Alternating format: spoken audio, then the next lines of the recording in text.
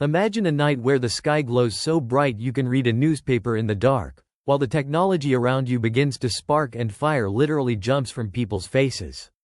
It sounds like science fiction, but this actually happened, and the trigger came from 93 million miles away. On September 1, 1859, astronomer Richard Carrington was sketching sunspots when he saw a sudden, brilliant white light flash erupt from the sun, the first solar flare ever recorded by science. Within hours, Earth was hit by the largest geomagnetic storm in recorded history. But the true weirdness was just getting started on the ground. The storm crippled the global telegraph network, which was the internet of its day, spanning about 125,000 miles of line. Operators got electric shocks, equipment sparked, and some machines caught fire, including one operator, Frederick Royce, who was shocked so hard a witness said they saw a spark of fire jump from his forehead. But then, the telegraph lines did something even more impossible. Operators on the Boston to Portland line unplugged their batteries entirely and kept sending messages, running purely on the electric current the storm was inducing in the wires. Even stranger, they reported that it actually worked better than with the batteries connected. But while the machines were running on cosmic power, people looking at the sky were in for a shock of their own.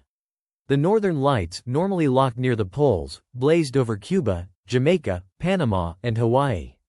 It was so bright that people could read a newspaper outdoors at night, and gold miners in the Rocky Mountains woke up, thought it was dawn, and started cooking breakfast.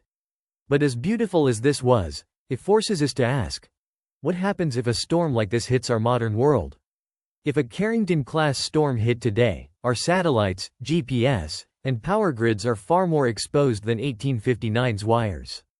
Lloyd's of London estimated in 2013 that it could cost North America between $0.6 and $2.6 trillion, with 20 to 40 million people at risk of losing power, while the U.S. National Academies in 2008 put the figure near $2 trillion.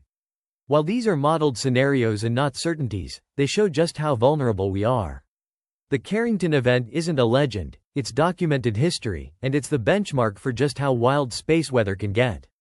It is exactly why scientists now watch the sun every single day, and why a daily space weather check makes far more sense than it sounds. Subscribe for weekly space weather science. And the only way to find your triggers is to track them.